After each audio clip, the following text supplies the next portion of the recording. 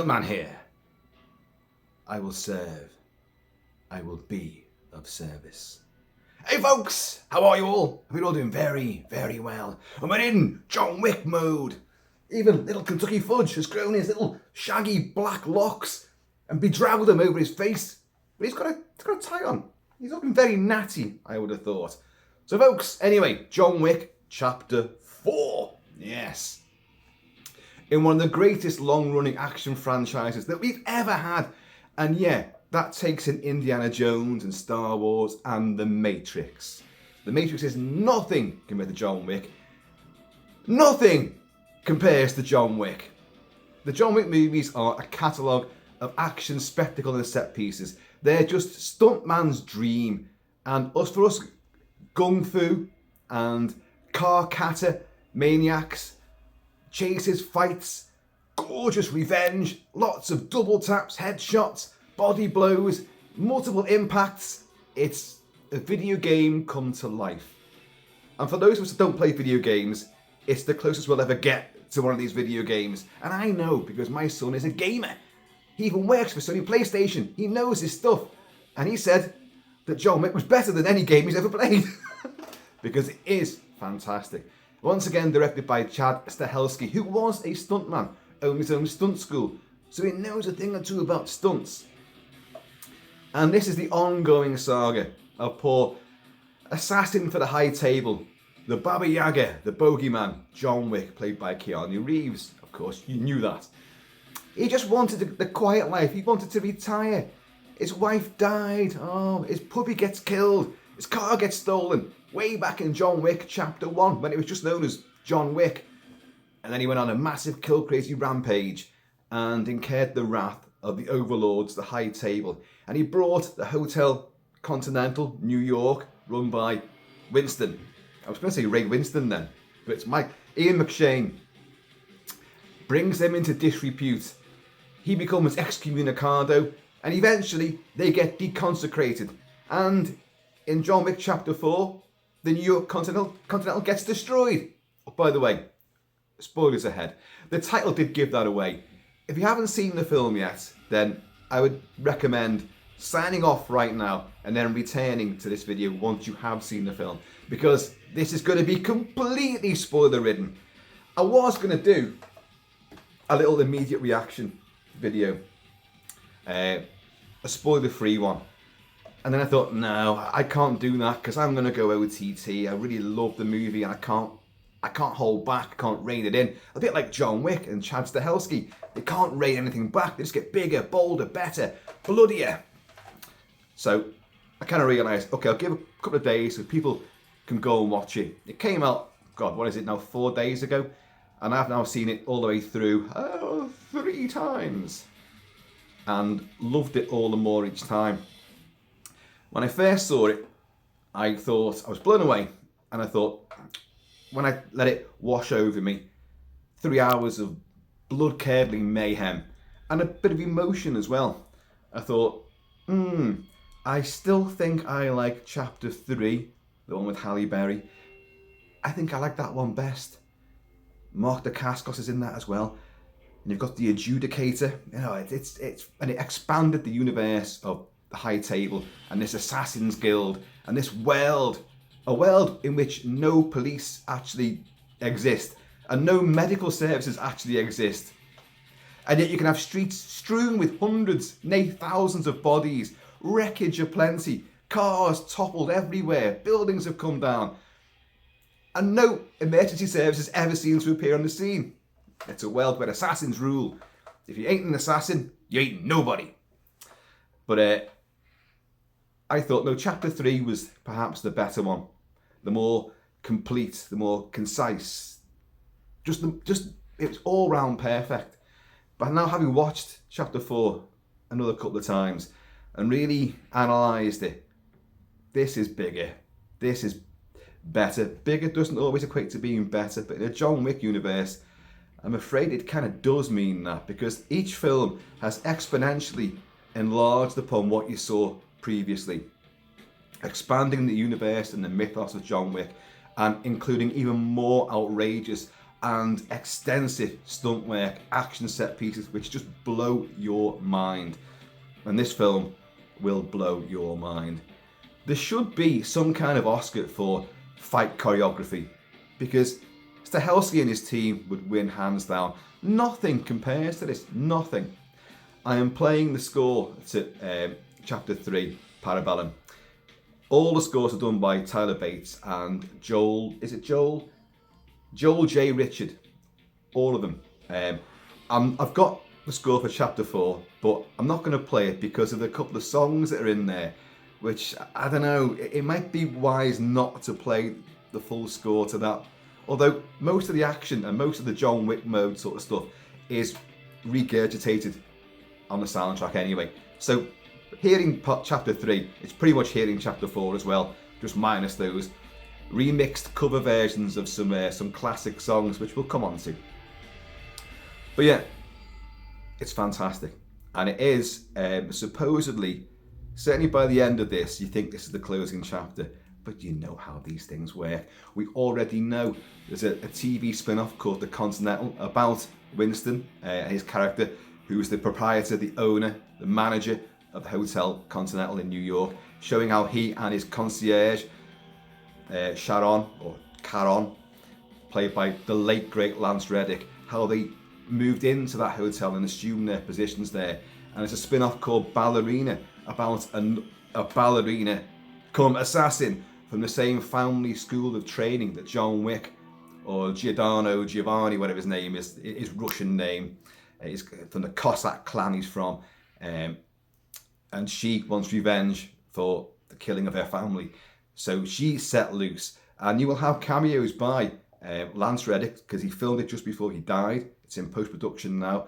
Ian McShane and Keanu Reeves reprising their roles. But it can't be very big roles, I wouldn't have thought. Because it's going to be this other girl story. And it's Ana de Armas. That fit one, you know. I always get her name wrong. Ana de Armas, I think that's what it is.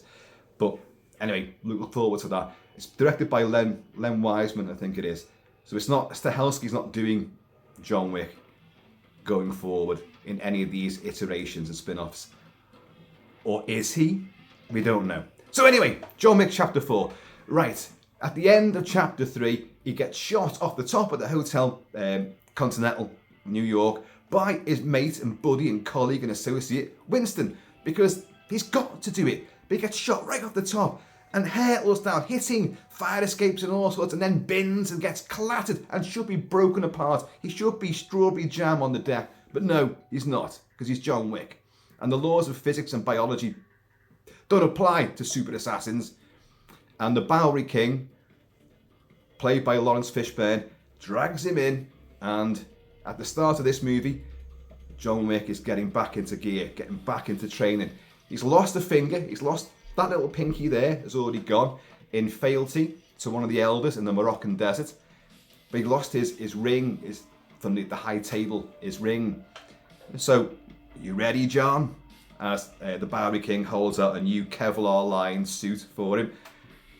And he's been punching hard, trying to get his broken bones and severed fingers back in order. You ready, John? Yeah. So we cut in one of many filmic references. Lawrence Fishburne picks up a match, lights it, after setting fire to an emblem on the deck, blows it out, and we cut to a majestic sunrise in the Moroccan desert. Actually, the desert is in Jordan where he filmed it, but it's meant to be Moroccan. Which, of course, is a reference to David Lean and Lawrence of Arabia, one of the greatest edits and juxtapositions ever, with a match being blown out and an epic Saharan sunrise. And we cut to 3 turban-wearing riders, hellful leather, going through a desert and a canyon. It looks like it's just been relocated from Mad Max Fury Road. And chasing after them in his natty suit on horseback in the desert is John Wick, with his Glock, his typical Glock with a 20-round magazine, takes all 3 out and goes and meets another elder. People keep saying, but he's not the same guy that took John's finger. It's not meant to be the same guy. He actually says, he makes allusions to the fact that, you lost your finger and we lost an elder. I am now in charge. And Mr. Wick, no matter what you do, it won't change fate. It's already set. The high table is still coming after you. There's still a massive price on John Wick's head. And John Wick now wants revenge against everybody. But to do so, he wants to get back in with the high table. He wants his ring back. But the ring is gone, like with the previous elder. So, it seems, Mr. Wick, you came a long way for nothing. Yeah. Not really. Bang, bang, bang, bang! Blows him away. Now, Wick is out for revenge, of course. So, but all the events that have led up to this have put the Hotel Continental in a really dire scenario. Because the high table now, look, John Wick's running around the world causing all sorts of bedlam. You guys were part of all this. You've helped him. You're guilty by association. I'm afraid it's going to become deconsecrated. And we're going to actually blow the place up. So they arrive in the guise of Clancy Brown. The Kurgan himself, Clancy Brown. Oh, looking immaculate and very threatening. Who's also lost a pinky as well. The same ring, the ring finger. He's lost it. And he delivers the ultimatum to Sharon. The manager, please. In that grab, the manager, please. And it basically means evacuate the place because we're going to take it down. So Winston and Sharon go to meet the new guy in charge. There's always a new guy in charge. Not really meeting the top elite at the high table. There's always some other minion. And this is the Marquis Frenchman, played by Bill Skarsgård. Of course, Pennywise the Clown. The new Pennywise the Clown. And he is fabulous. I'll just say right now that everybody in this is fabulous. They all own their archetypal comic book characters. Every single one of them is almost iconic. And they know they're stepping into these shoes and these roles with real sort of flair, cavalier, even mercenary, sometimes maverick approach. And they're all wonderful. Some people don't say a great deal. And the main guy who says next to nothing is, of course, Keanu Reeves. Why use a sentence when one word will do? Yeah. Not really. Everything is just cut down to the bone. He's the man of few words, the stoic, silent type. But he still has a code, an honour, a vague sense of humour somewhere there. But lets everybody else do all the eloquence and all the talking, and we'll get on to some of the best dialogue, which literally had me howling with laughter. And I'll recite that later on. But so they're going to lose the hotel, so they're forced to watch. The Marquis not happy with them at all, and they blow up the hotel. They're watching from another skyscraper window, and boom, it's all gone. Right, Winston just thinks, well, I'm going to die here. Well, we have to take something, because we can't let this go unpunished. But he shoots Sharon, the concierge, Lance Reddick, who looks genuinely stunned. And he's like, and down he goes. And Winston's gone to him like, oh, my friend. And like, Sharon's like, it's been an honour serving you, but you're my friend. It should have been me. Why didn't you kill me? Well, if we kill you, it's going to make a martyr out of you, or something like that. And so we'll let you live, and everyone will know that you were a coward, and you lost, and you'll get nowhere now. It's all machinations and little subversive, little behind-the-scenes ulterior motives to everything that gets done in these movies.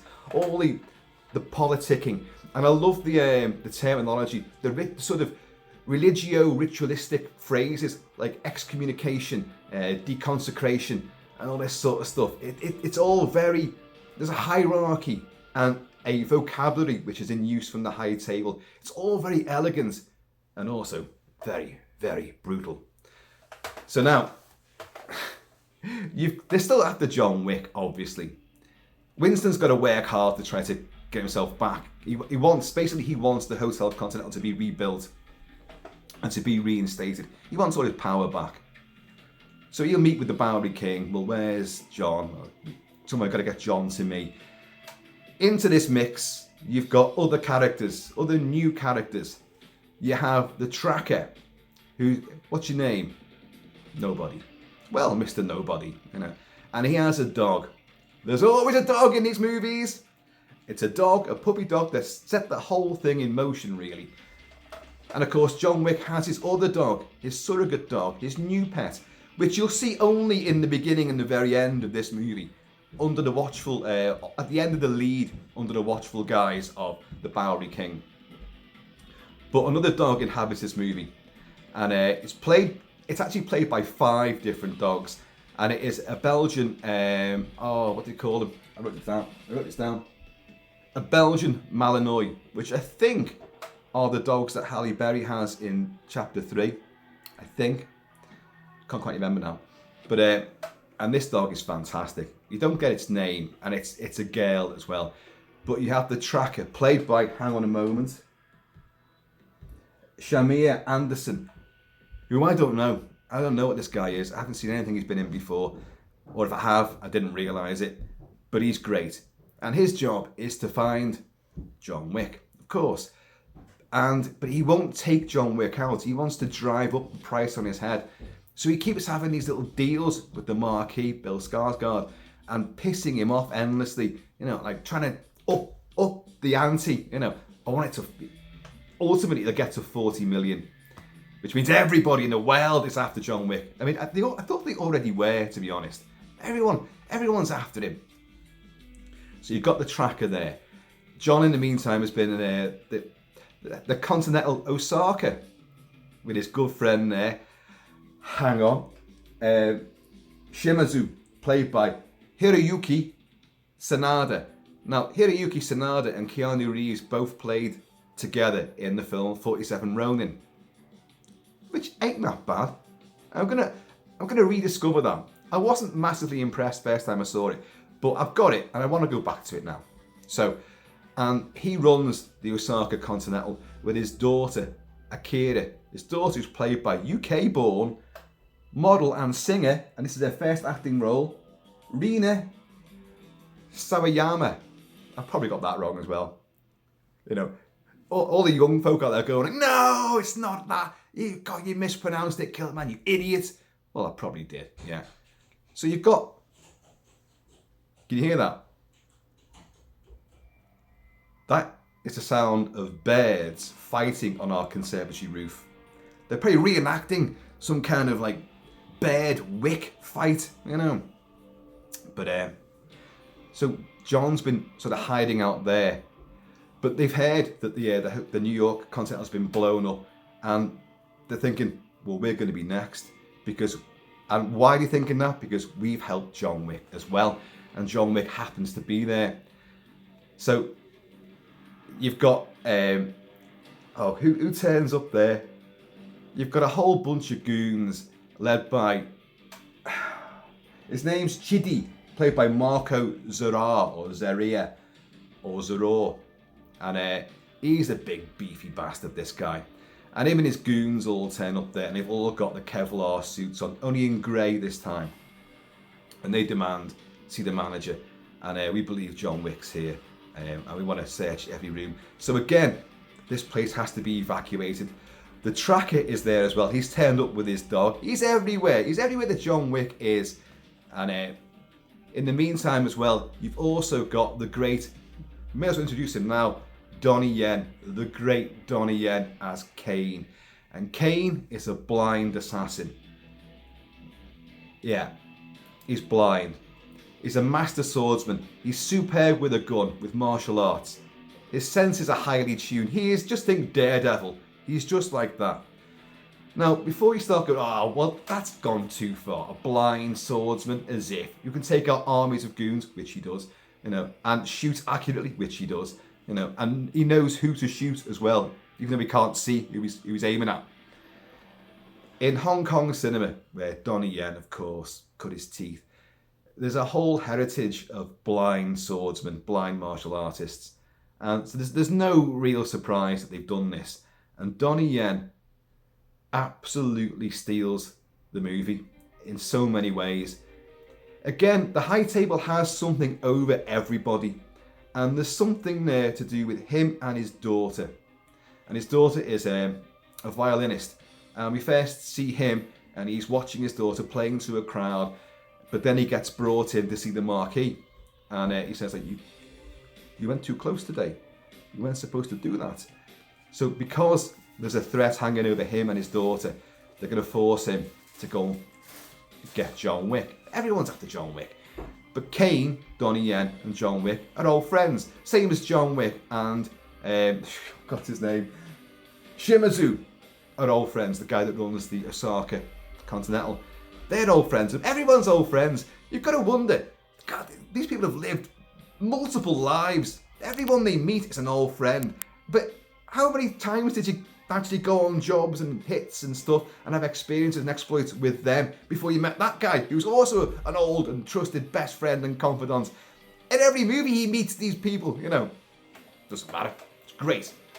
So anyway, Shimizu realises, oh shit, yeah, we're in trouble here because all these goons have arrived, evacuate the place.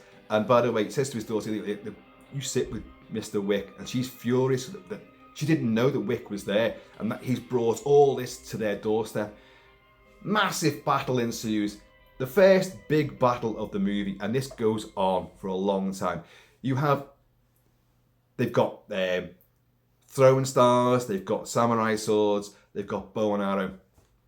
And these guys have just got guns and the arrows are hitting them and all that.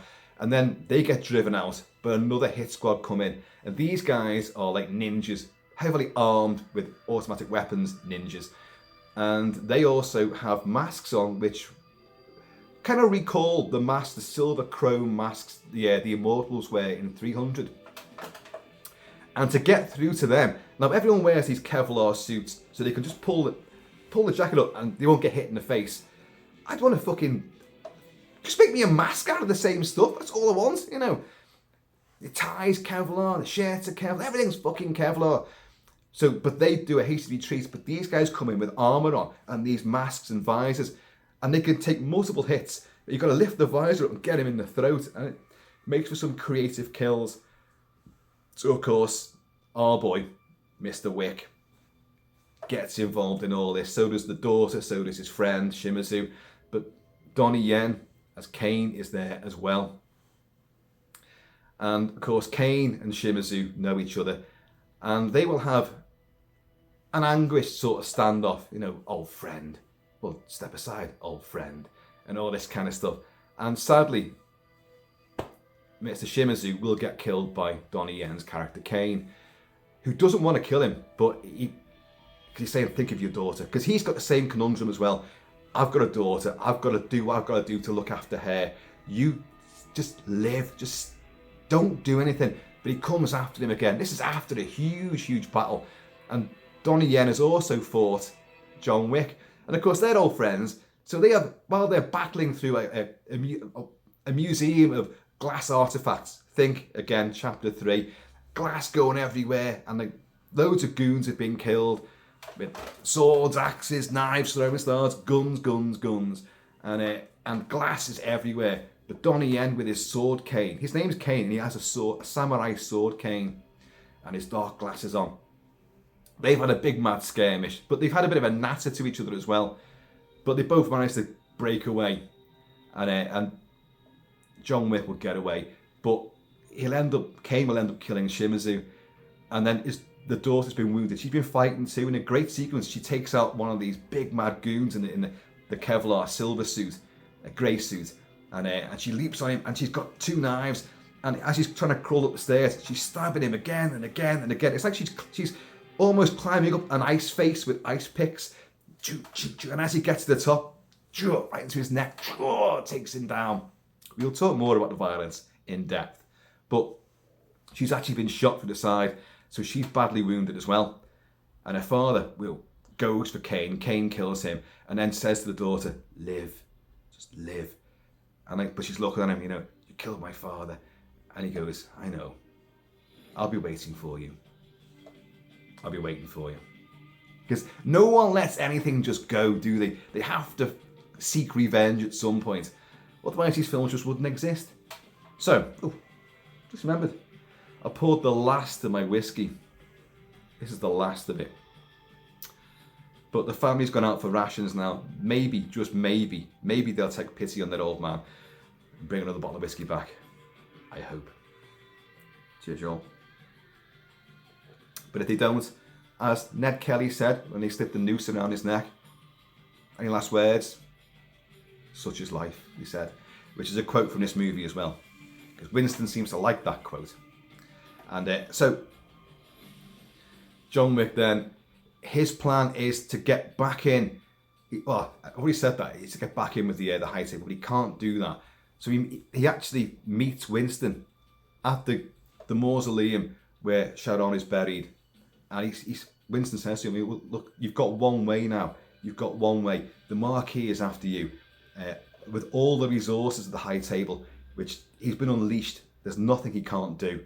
So your only way is to challenge him to a duel the old ways, historical ways. And John's like, I thought that was just a myth. He goes, no, it's a cold, hard fact. It's historical. You have to issue him a challenge, a duel. The two of you will sort this out. And if you win, you'll have redemption and everything will be sorted. No worries. How do I do that? I don't have a family to put me forward, because he's been excommunicated from his family as well. He said, you have a family. Go and get them and convince them that they should take you back. So he has to go to Berlin to go and meet his family. Who are these are this Cossack bunch. We've already met some of this before. And in a great, terrific sequence, he walks into a church, a big, huge, sprawling church, cathedral. But you have to surrender weapons first of all when you go in there, because they're assassins. Everyone's there. They're just praying to the assassin gods. And the big priest just sees him come in, pulls out a shotgun, boom, and blows John away. Kevlar. Don't forget the Kevlar. And then he gets trussed up, and next we see him, he's hanging in a noose, a bit like Ned Kelly. He's hanging in a noose.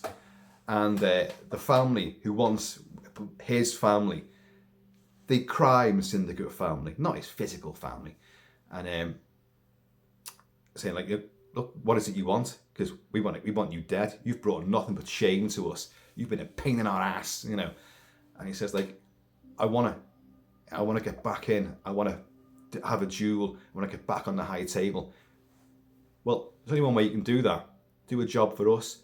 You can kill the man that killed my father. See how it all comes about. So they're going to make him do that. So there's a colourful goon in this sequence, who I thought he looked a bit aboriginal, but his name, all he ever says is I'm Klaus. I am Klaus. I am Groot. He's got long grey hair and he's got a very tattooed face. And he's got, I can't quite tell if he's got little teeth, little jutting fangs, or whether he's got his lower lip is pierced. Can't quite tell, to be honest. And in subsequent viewings, I've been looking for that, but I still couldn't quite work it out. But he looks great. I am Klaus. Boosh! It just smacks John.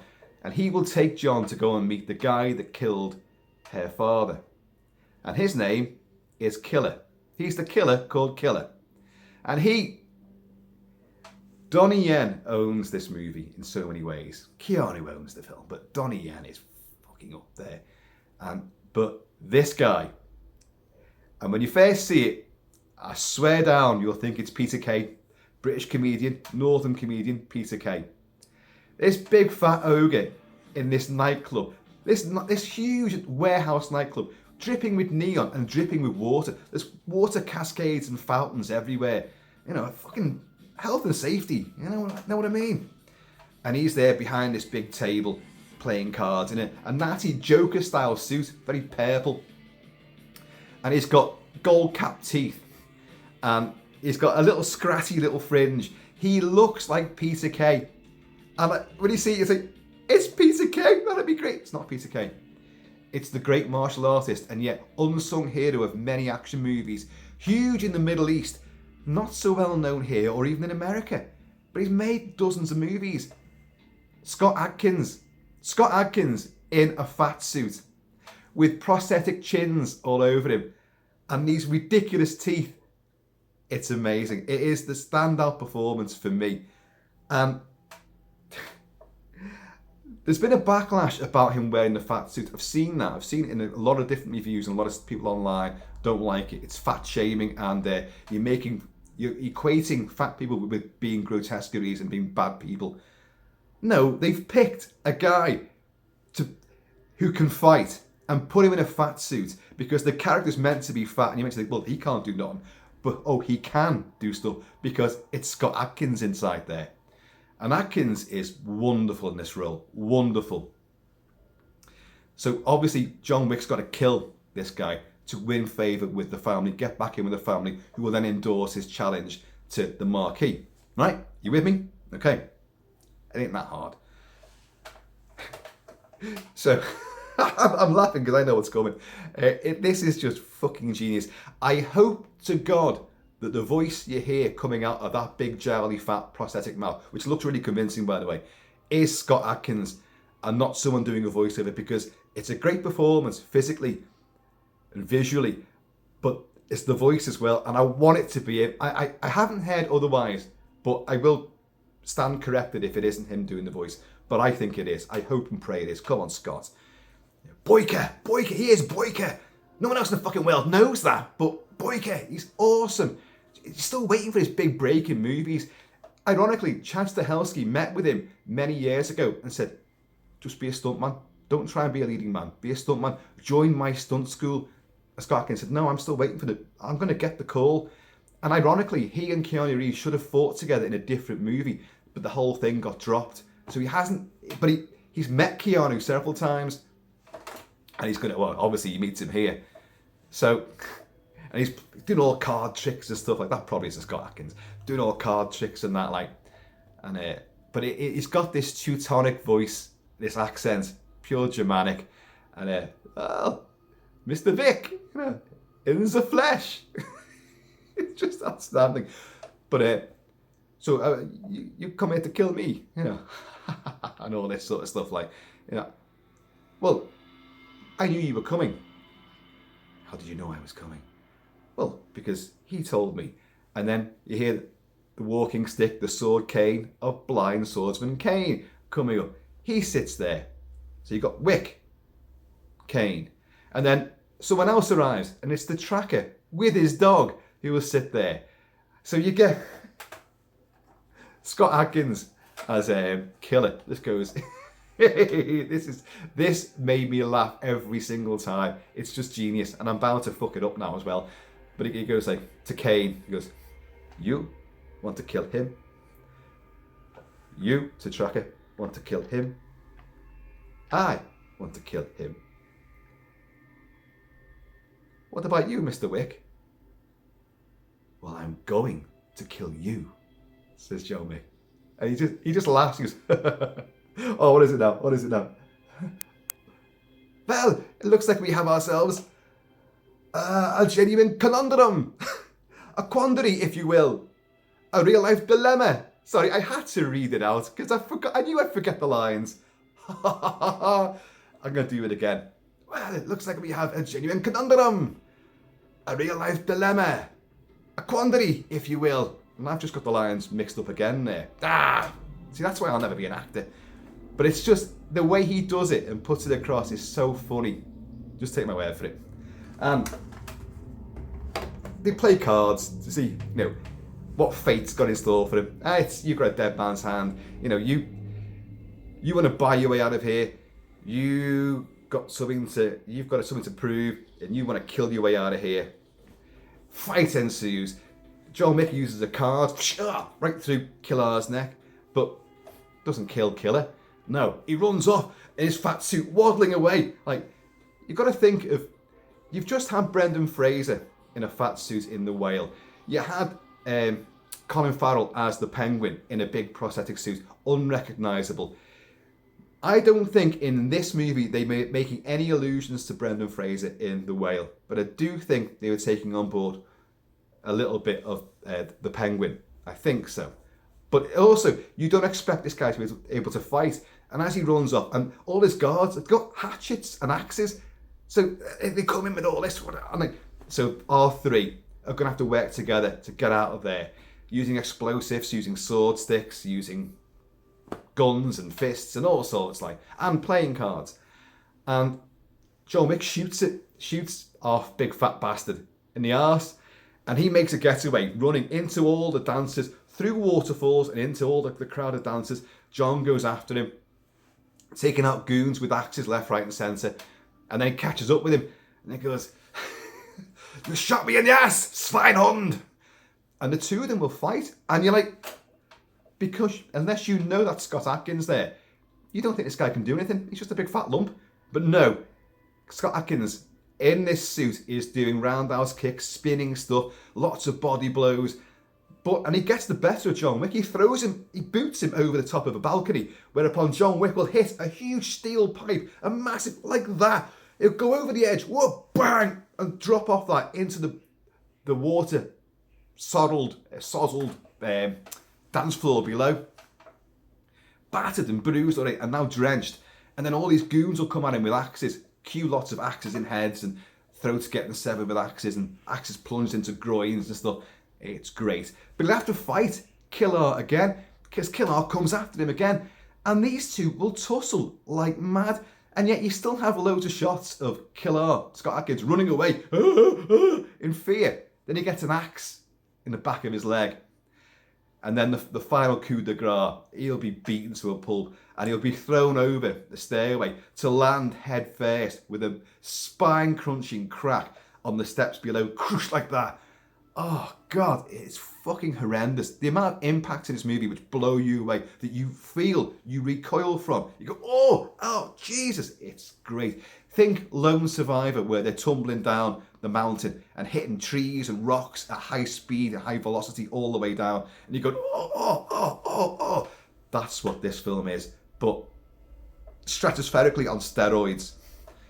So he needs proof that he's killed him. So he has to punch the hell out of his face to break one of those gold cap teeth off to take it back. Takes it back. He's proved he's done it. The tracker's there, obviously, and Kane are there. The tracker is about to take a shot. He has a Winchester underlever action rifle, which is, I didn't write it down, doesn't matter, but it's a great bit of kit anyway. And he has his dog. His dog's a fucking weapon as well. And but Kane won't let him shoot him. So like, right, no, he's mine and all this, with his sword cane to the tracker's throat. Mr. Nobody. Mr. Nobody, by the way, has being a cocky bastard, has incurred the wrath of the Marquis as well. In the horse stable, it was a great sequence where Kane's there as well, and Kane says, don't take any deals, be careful, because he's trying to be cocky and up the price. And like the Marquis, Bill Skarsgård, will lash a knife into his hand and gives him like a deal. If you pull the knife out, you're a coward, and you'll get nothing. If you drag your hand off it, then maybe we can do business. So he has to drag his hand off the knife. Oh, God. So his hands... A lot of thing with hands, fingers and hands in this movie. Well, in all the John Wick movies, I suppose. A bit Star Wars-y type thing there, I suppose. So his hand's bandaged up and all that. And John Wick will end up having a bandaged hand as well, for another reason. But, so these two, like, look, you can't kill him. He's mine. He's still got a job to do and all this. So, Wick delivers proof he's killed Killer. So in another, these old fucking ritualistic bloody assassin academies and their old ways, they pour like molten lava into a big cauldron and they have an emblem which is singed onto the side of the cauldron. So they put their bare flesh of their forearms against it, him and this girl who's the head of the clan, to sign the deal. So they're both hideously branded now.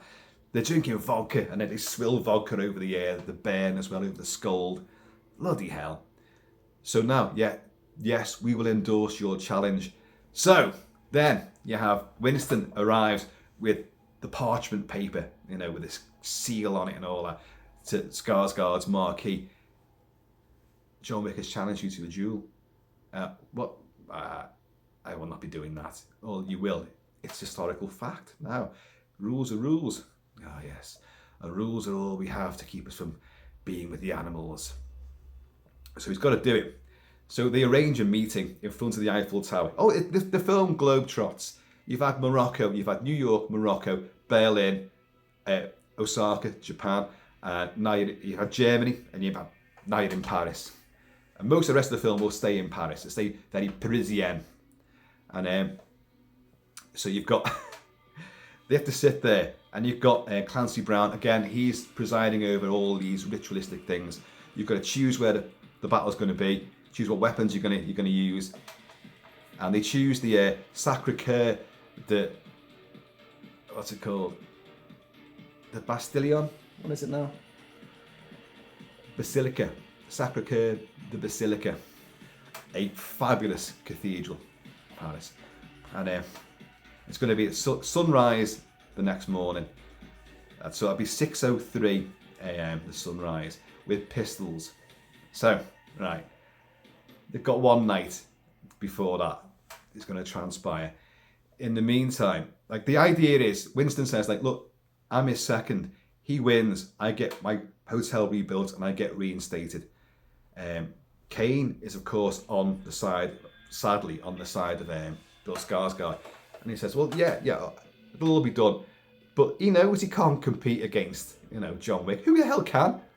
This spindly fucker can't do it. So there's no chance there. Even if he puts his Pennywise gear on, he's still not going to be able to defeat John Wick. Because he's the bogeyman, the Baba Yaga. So he nominates. I've got a nomination. I nominate Kane to do it. So Kane has got to fight John Wick in the duel. And it's in the rules, you can do that. So Kane will meet John Wick in the cathedral.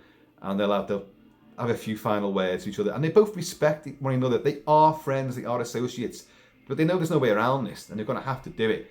He's looking after his daughter. And John Wick just wants redemption. He wants to live, Or does he? This is the thing. Consequences.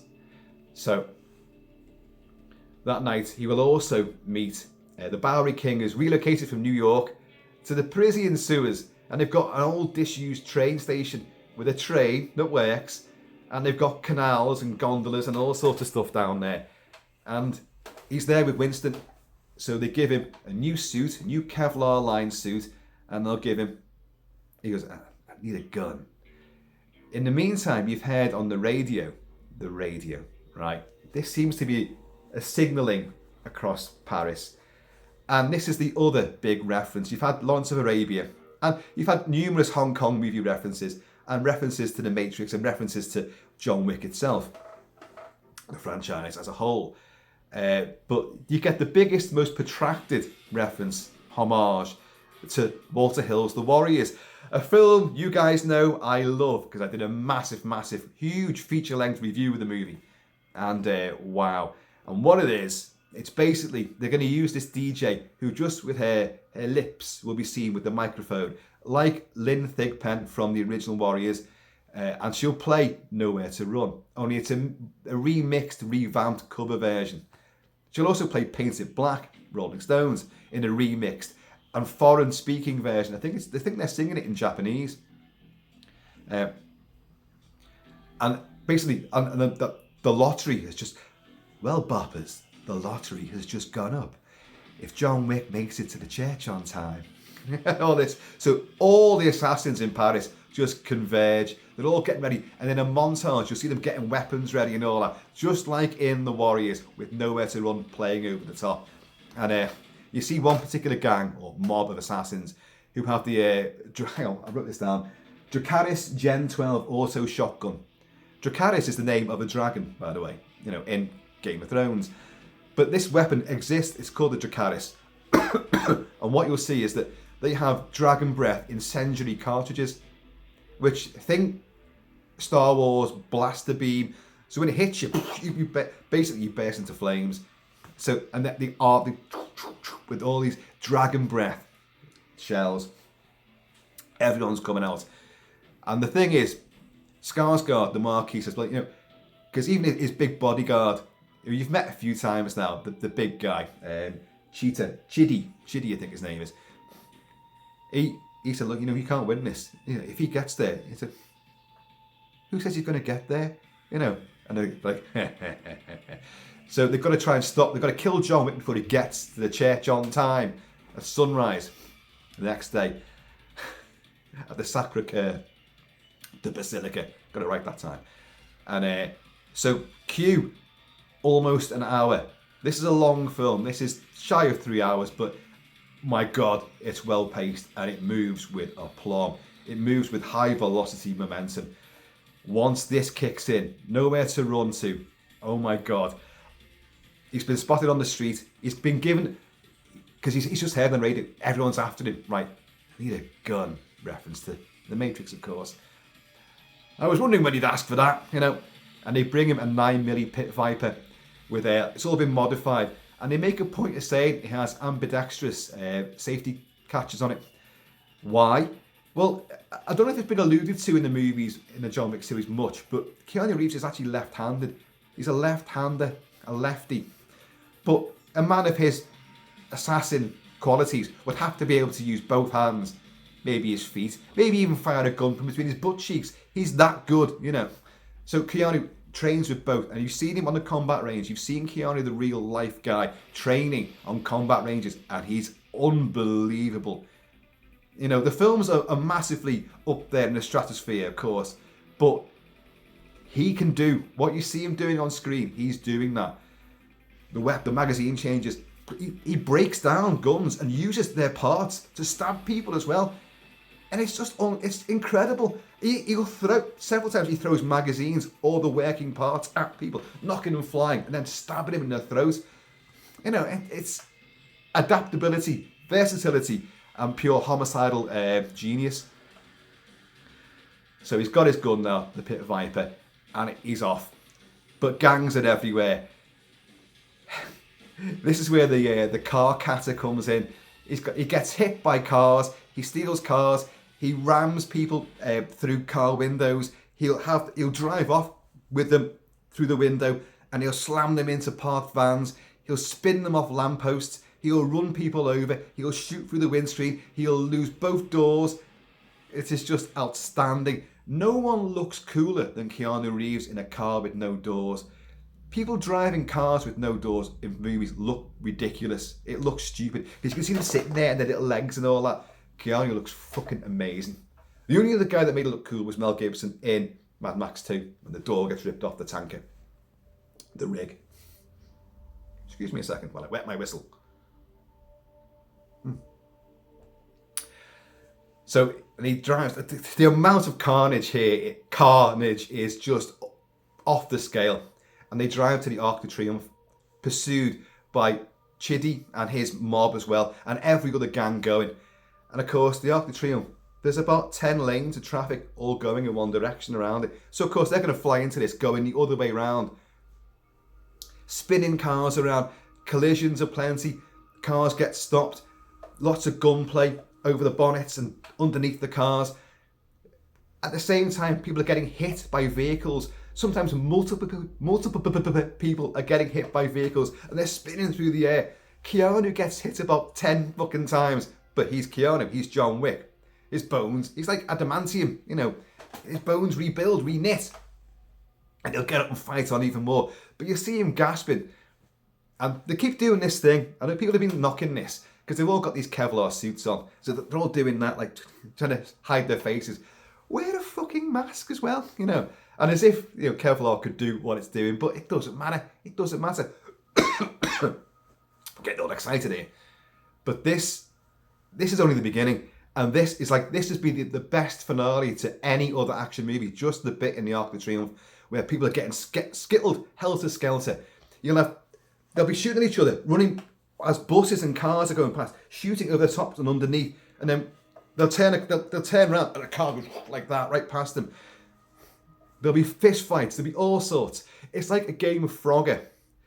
A lot of the John Wick movies are like shoot 'em ups, video game shoot 'em ups. But this goes back to Frogger, just trying to get across the road, leapfrogging. Tracker gets there as well with his dog, pulls out of a car. The dog runs from roof to roof to roof of speeding cars. And just when like Chidi, the other big goon, is about to get the drop on John Wick, it fucking leaps at him.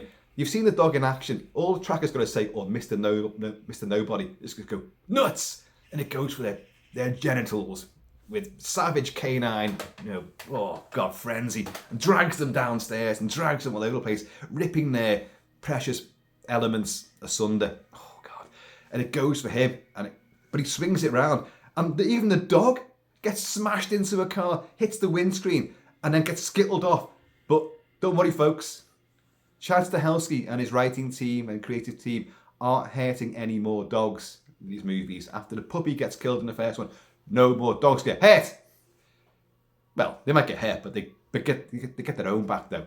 And the dog, in the only overt CGI shot, which does look really obvious, it rolls around and gets up and goes, "Arr!" But it's a pure CG Scooby-Doo looking animal at that stage. Keanu will get onto a motorbike. Here's my one disappointment with it. The motorbike chase doesn't last long. It's like there's no real chase at all. He gets cornered in the street. Gets blocked off one way, gets blocked off the other way. Revs the bike up, steps off the back of it, and on its back wheel, it goes straight into a guy and thunders him into a truck. Then bang, bang, bang, bang, bang begins again. And then you get the celebrated. You've got enormous amounts of legendary scenes in this movie. Here's another one. He goes into this abandoned building, a huge sort of abandoned building, which looks a bit like the finale of Blade Runner. Huge cavernous rooms and dormitories and hallways and stuff. And loads of objet d'art and stuff. And he will manage to pick up he'll disarm a guy, kill him, obviously, and get one of these Dracarys 12 gauge auto shotguns with the Dragon's Breath rounds. And it's a great shot. He gets a guy and he sees, he's like, what the hell? And it starts killing others. He's got his Glock, he's got his 9mm Pit Viper, and he's got this Dracarys. And you get the camera he'll take about 4 or 5 guys down in a stairwell and then a guy up above, and the camera will rise, and then he will move into a room and the camera goes over the walls. You've seen it before in the likes of Snake Eyes and other movies, and the camera will then, on a top-down view, follow him going from room to room, killing hundreds of people as they converge from different doorways, go through a different room, a hole in a wall. The camera will move around with him, track and follow all the way around for a good 5, maybe 6 minutes of carnage. It'll then come down in one take, seemingly one take. It'll come down to ground level and show him fighting through people again, and then it'll move up again and do another circuit of another bunch of rooms. The amount of detail and stunt work and carnage that is taking place under your very eye is just phenomenal. Phenomenal. If you look, there are references to Die Hard in there, to loads of other movies, in the way that people are getting shot and killed. There's one great shot where he takes again, looking down from the top, it's pure gaming, isn't it? Looking down from the top, he Dragon's Breaths a guy who then runs away in flames, goes out as you're watching John Wick kill other people. He runs out into a hall, runs along the hall, comes in through another door as John Wick turns around and blows him away again. It's just fabulously intricate and so clever, so creative. I've mentioned David Lean and the reference to Lawrence of Arabia. David Lean was a master of cinema.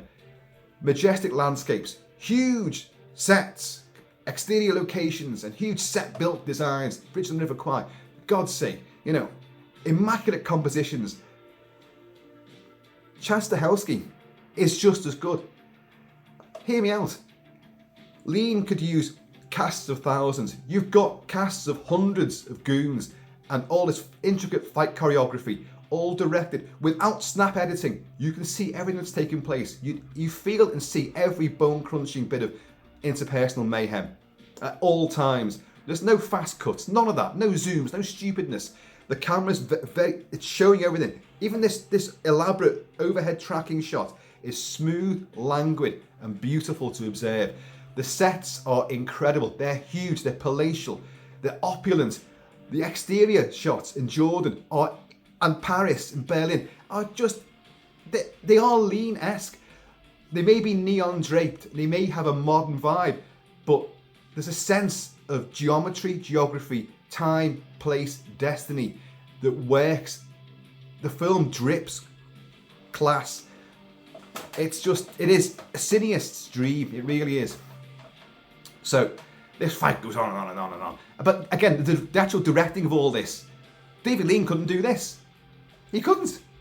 It's not his sort of thing, admittedly, but he couldn't have done this. Chad Stahelski is an absolute genius. Whether you like this sort of film or not, you've got to admire that kind of directorial verve, that vision, that impeccable eye for detail, and to let you see it all. These are films that are meant to be watched, as he knows, again and again and again, and you will see something different each time. You'll see a little pocket of action in that corner there, in that corner there. You'll see stuff happening around the frame, which you would never have a chance to in the first 4 or 5 viewings. It will take consistent, repeated viewing. Wow, I'm almost out of breath. And if I'm out of breath just talking about it, think how poor Keanu Reeves feels. Jesus, he's older than me, for God's sake. But, so this fight will go on. He'll end up fighting Tracker, and he's got the chokehold on Tracker, Mr. Nobody. A lot of Wick's moves are a bit more simplified this time around, but Keanu Reeves is getting older. He's doing a lot of his takedowns, a lot of his leg wraps and takedowns, a lot of swiveling around people and dropping them over his knee and all that. A lot of that stuff, and then killing someone over there, and then about to move off, and then remembering, oh, got to kill you as well. You know, I've just broke your spine as well, make sure. But Chidi gets up there as well, and he's about to kill John Wick, but the dog gets there, and he sees the dog, and of course he hates the dog now, because the dog's already had a bite of his arm, and he's about to shoot the dog. John Wick's got Tracker there, but no, lets Tracker go and shoots, well, shotgun blasts Chidi, who falls off a balcony and hits the stairs down below. Again, you'd think it would kill any other one of the goons, but it doesn't kill him. And then Keanu Reeves just gets up, runs, and hurtles through. It's 4 stories up, folks, 4 stories high out of this window, and then comes running down through the air and hits the roof of a parked van. Boosh! Dinges in the roof, hits the deck, gets a few gasps, has a bit of a limp, but then he's got to leg it to the steps to the Sacre-Cœur before sunset. And of course, Tracker's now realised he didn't shoot my dog. He saved my dog. And there's a great scene as well when he first get into that building where Wick's hiding somewhere and the goons are coming down, and you see like an open doorway full of shadows, but you hear, and this goon just turns around, and the dog's face just comes out the shadows, gets him like, and there's more nut savagery taking place. Oh dear God. Now, we are told in the film that there are 222 steps to climb to the Sacre-Cœur. I googled this, and it says there's 300 steps. I don't know how they would have made a gaff like that, or whether the Google was wrong. Why would you say it was 222 steps? It's very precise, isn't it? But anyway, Keanu Reeves will get there, and he's like, and he sees all these steps. Now, you think of The Exorcist and the steps that several priests and people plummet down those steps, albeit with their heads turned around and all that. That's nothing. These steps go on forever, seemingly, and they will be surrounded by goons. This is the next ultra legendary sequence, which will go down in history. Mark my words, history is made with the step battle sequence. So Keanu has to get up these steps. The goons arrive. Q fighting every step of the way, literally.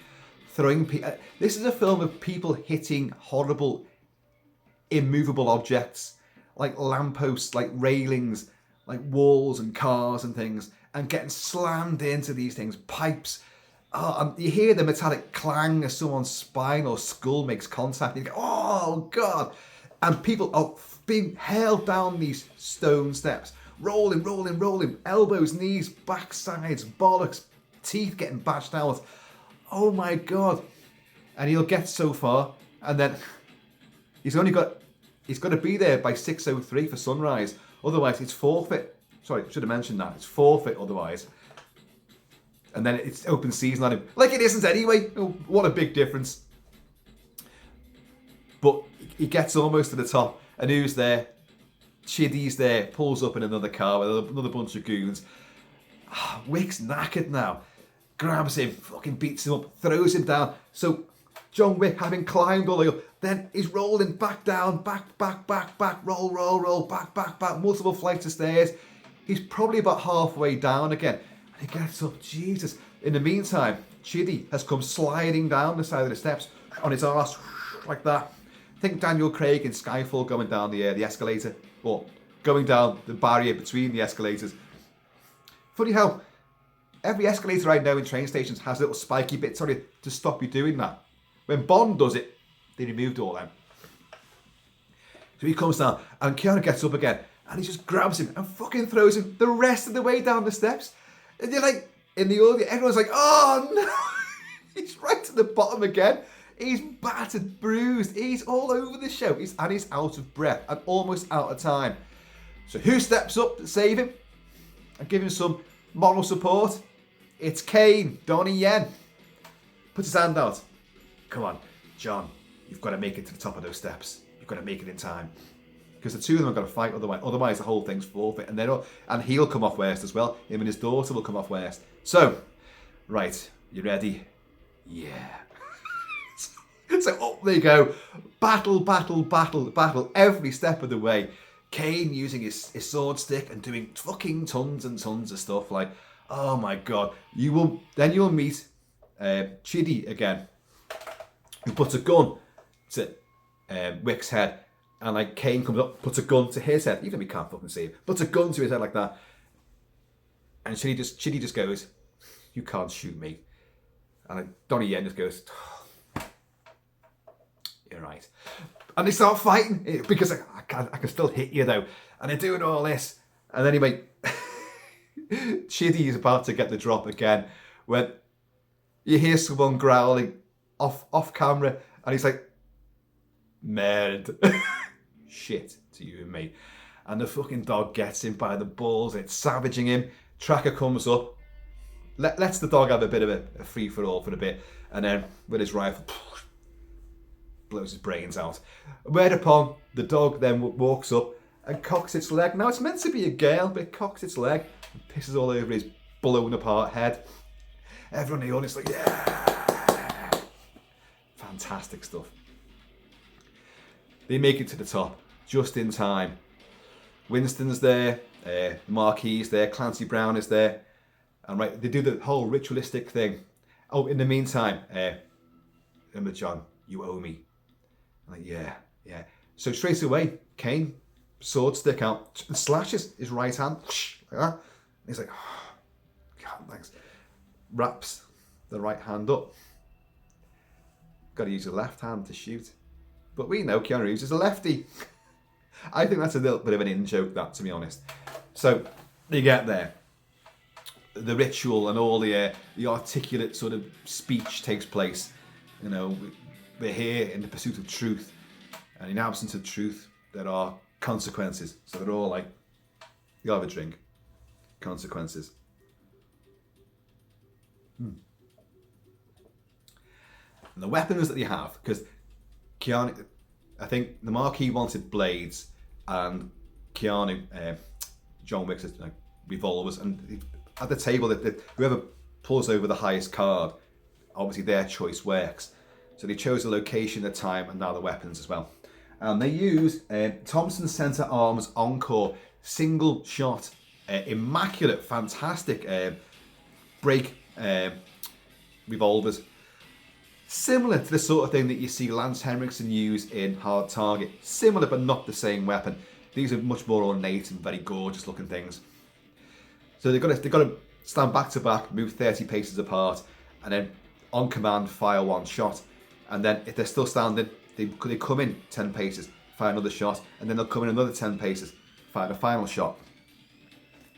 So Winston is the one that loads or gives the bullet to Keanu. And they've got to take the jackets off, like those Kevlar jackets. If I was standing there, I'd be trying to get away with that. Mr. Kilt, your jacket, if you please. And I'd be like, oh, fucking hell. You know. And Keanu's in a white shirt, and Donnie Yen is in like a white sort of roll neck thing. And they're both much older guys now. Donnie Yen, the doyen of many Hong Kong action movie masterpieces. And neither of them are bulked up, neither are massively, they're not uber built guys, they're just normal regular looking guys, but man, they can fucking move. And Donnie Yen is just incredible to watch, his dexterity and the way he conveys the fact he's blind, even though he's quite clearly not fucking blind, But you believe it, you buy into it, it works. So they're there. All right, Mr. Kane, are you ready? This is Clancy Brown. Mr. Kane, are you ready? Just nods. Mr. Wick, are you ready? Fire!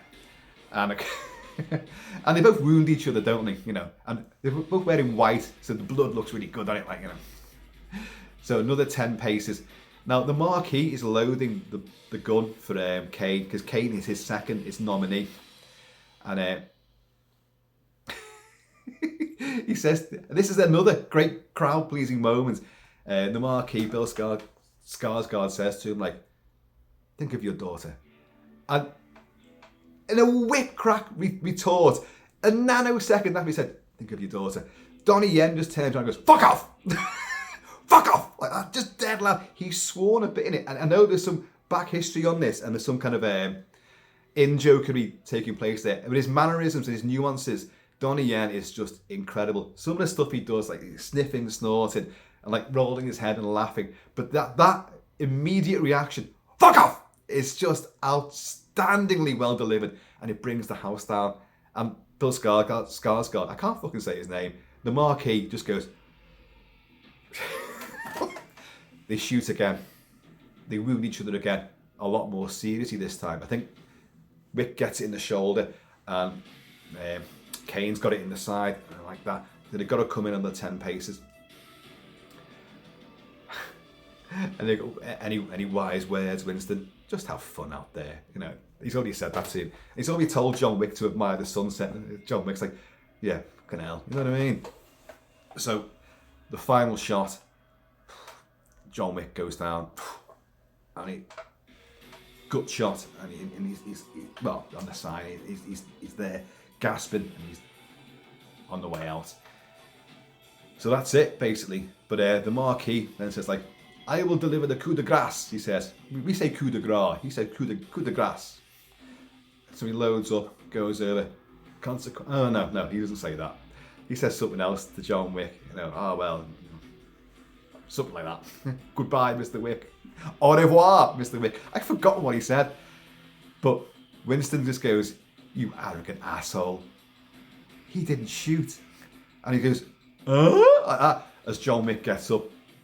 Sorry, left-handed. Gets up. Consequences. Takes him down. And it's all legal. It's all above board. That's how it works. They are the rules. So as Clancy Brown says, Mr. Wick, Mr. Kane, you and your daughter are fine. Mr. Wick, you are free of all obligations to the high table. You are free to go. Winston, we're going to rebuild your hotel, and you'll be reinstated. Everything's going to be happy, happy, happy. And like, Donnie Yen goes and sits next to Keanu, and they have a few final words. Old friend, and all this. Like, and there was a clue given that, you know, I'm basically not going to shoot. Those who cling to life die. Those who cling to death live. Keanu kind of gave the game away. I'm not going to shoot. So this is what we're going to do. So assassins, unwritten sort of code. So they win the day. So Kane can go off and see. I was going to say see his daughter, but you know what I mean. And the violin player. Remember her, you know. And like, he just says to Winston, this is John Wick. Winston, will you take me home? And like Ian McShane and that, they've all got such fabulous voices. He goes, of course. They've already spoken before, because on Sharon, the concierge from the New York Continental, on his mausoleum, the word was friend. And he said, I thought about what I was going to have written on his tombstone, and I thought what he meant most to me. This is Winston. He was a friend. Above all else, he was a friend. So, in that gondola, when the Parisian Bowery King now is giving him his gun, his suit, and he's saying, like, you know, I think I know what I want on my tombstone. It says John Wick to Winston. It says loving husband. Because on his wife's, it's got loving wife. So, take me home. And then, oh God. You know me, I get emotional. with that sacre behind and the golden rays of the now rising sun. He walks down the steps. Those fucking steps again, like, no, these are the more ornate marble ones. And he takes off his belt. In a great earlier moment, when they take off their jackets, all the bullet casings that have hit them clatter to the floor as well. It's a nice little touch. A comedic, silly touch, but it works nonetheless. And he sits down on the steps and he just thinks back to him kissing. It's Bridget Monahan, isn't it, who played Helen. And it's just them kissing. Just a brief shot of that, and he's gasping, and then he'll just slump down sideways. Thank God he didn't tumble down the steps again. He just lies on the side. Then we'll go right across the Hudson, hurtling at high speed, and then we'll go to a big cemetery in New York. And there's Winston and the Bowery King, Lawrence Fishburne, with Keanu's dog. With John Wick's dog, who is looking off camera a couple of times. And there's the two headstones. Helen Wick, loving wife. John Wick, loving husband. And like the Bowery King will just say, never thought I'd live to see the day. So where do you think he is? Heaven or hell? And Winston just goes like, who knows? And he just sort of smirk. Bowery King just smirks and walks off with the dog. Winston just goes, touches the headstone, Das Vidania, my son, and walks off. And the film will end. There is a post-credit sequence right at the end, and it's worth sitting through all those credits anyway. All those stuntmen and stunt women, stunt people that made this happen. You owe it to them to let all their credits glide past your eyes, and hopefully you can read a few of those names as well and pay some respect to what the agonies must have been that they've gone through to get this film on camera. Cheers to all of them. You know. Consequences. Gonna make that last. That's the last of it now, and then you'll get this final segment, and it's not. I mean, no, you're all thinking like Winston gets in the back in front of a limo, and then leans over and says like, looking very spry for a dead man, Jonathan. Yeah, and Wick would be there, faking his own death. But no, it's nothing to do with John Wick. It's poor old Donnie Yen as Kane is about to go and see his daughter again, who's again playing the violin on the street.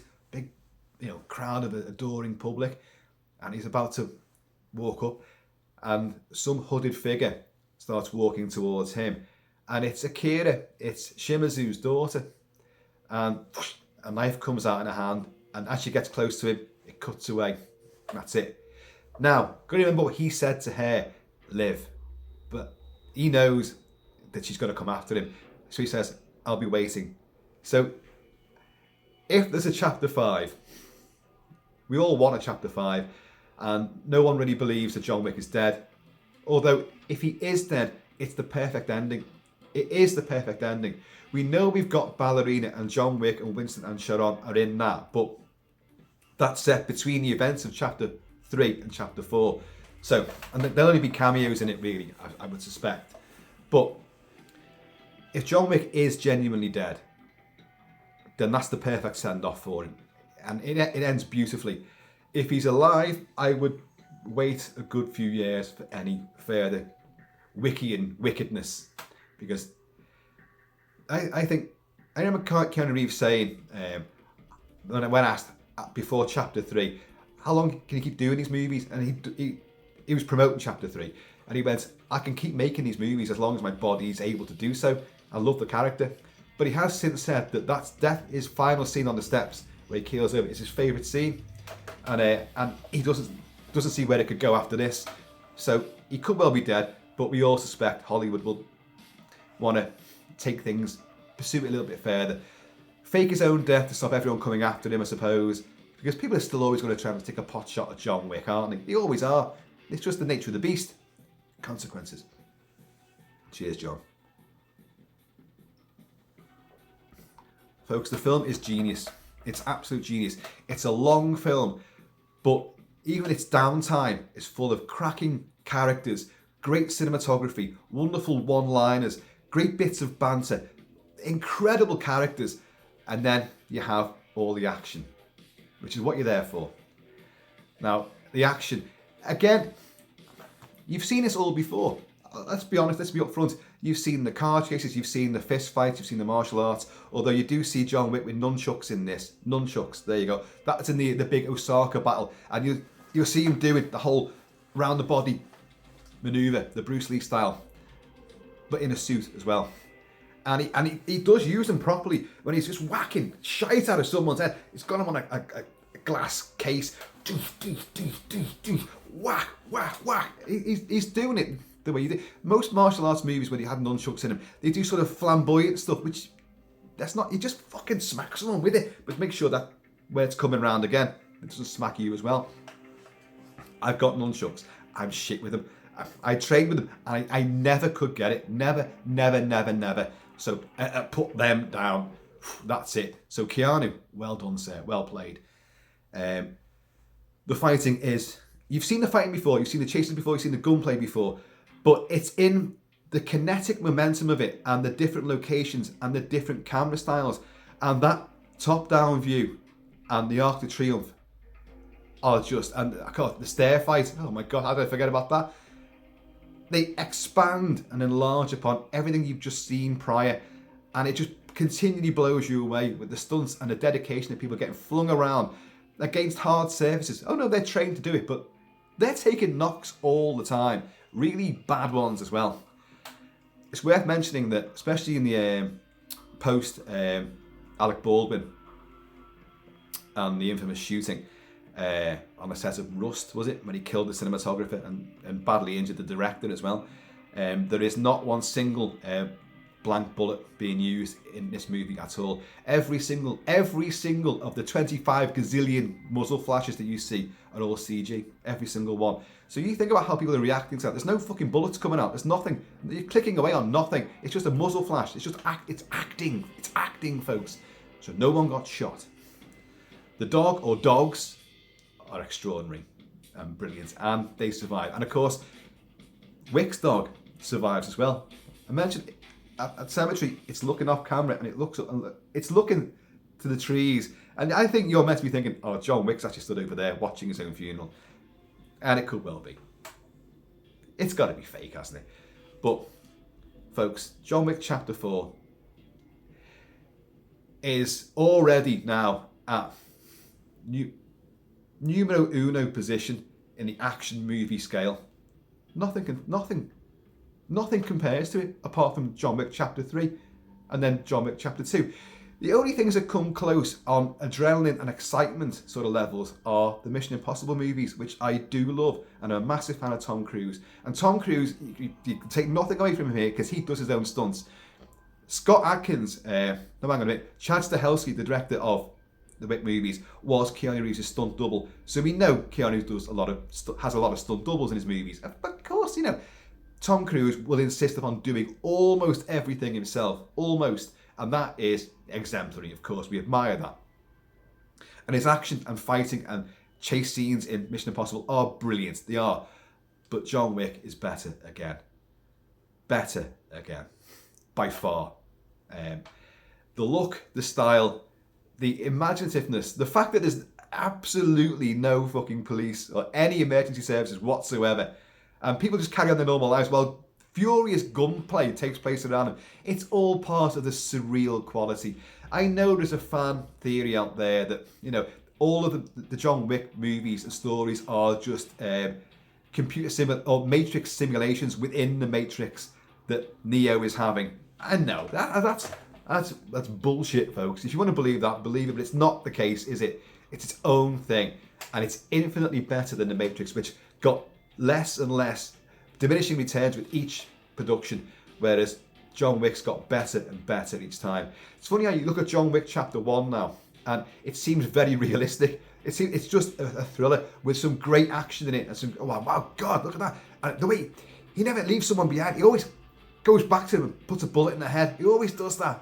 Genius. I remember raving about it at the time, and then they broadened all that with all the action being dragged out a bit further, a more intricate fight play, different weapons in Chapter 2, and then in Chapter 3, the whole bit where he's putting the gun together. while they're coming up after him, just to get one bullet in to kill one guy. It's showboat and it's great stuff. And of course, the knives in that room with all the knives and that, like, oh my God. But chapter 4, it's a more epic scope to it. And there's, although they're not playing it up to the hilt, you are moved by it. Donnie Yen, when he takes his dark glasses off, like, and you see those milky eyes, and your heart goes out to him. He's just doing everything for his daughter. Shimizu and Akira and their standoff with Kane. You feel it. These are great actors doing comic book roles, but bringing intense emotion to it, even with stoic faces. It works. Keanu, with it, he says about 10 words in the entire movie. My dog says more words when she gets up in the morning, you know, than he said in the entire series of movies. But even just the way the look on his face and just saying, Helen, at the end, it's genuinely moving. It works. So I had a ball with this. I gave you guys a chance to watch the film. You know, I'm not going to wait weeks for you to do it. I've been through it now, the fine-tooth comb. It's the greatest action movie that there is at the moment. Until John Wick Chapter 5. Is it going to happen? I don't mind if it doesn't, but I don't mind if it does. You can always have more of this. You can never have too much John Wick. The Baba Yaga, the bogeyman. Well, it appears we have a genuine conundrum. A quandary, if you will. A real-life dilemma. Fuck it, I got it right that time. Yes. Scott Adkins as well. Got to raise one to you, mate. That is extraordinary. I hope and pray that that's your voice as well, your voice performance. I think it is, but I could be corrected on that. Cheers, y'all. I'm about to go and get in the wife's car and reverse backwards and take the doors off it and then go steaming down to New Brighton and spin it round and drive across all the cars with my husky on the roof. Oh shit, I can't drive. Some assassin I am. I can't use nunchucks and I can't drive either. I can fight though, and I can shoot. And I can run up and down stairs all the time. Folks, I have been always Shabby Kilt-Man. Please, in the meantime, in this ever pugilistic, car-kata, gun-fu, explosive in-between time, please keep it Celtic, and I am going to see you all.